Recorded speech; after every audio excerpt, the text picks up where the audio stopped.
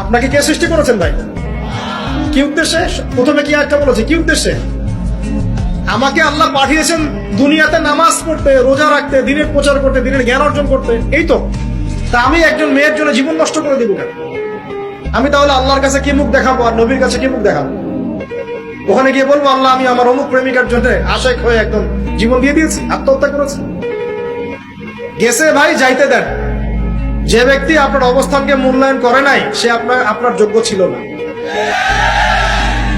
এখন আপনি কি করবেন? নিজের অবস্থান উন্নত করেন, আপনার পিছনে লাইন ধরে ঘুরবে। এটাই বাস্তবতা। দুনিয়া খুব খারাপ জিনিস। মানুষ মানুষের অবস্থানকে মূল্যায়ন করে, মানুষ মানুষের অবস্থানকে মূল্যায়ন করে, কিন্তু আল্লাহ রাব্বুল আলামিন আপনাকে সর্বাবস্থায় ভালোবাসেন।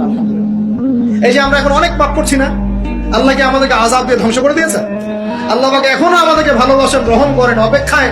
আল্লাহ পাক অপেক্ষা করছেন কখন তওবা করবে, আমি তওবা কবুল করব। এই কখন আমার বান্দা খালি একবার বলে আস্তাগফিরুল্লাহ, আল্লাহ পাক সাথে সাথে মাফ করে দিয়েছেন।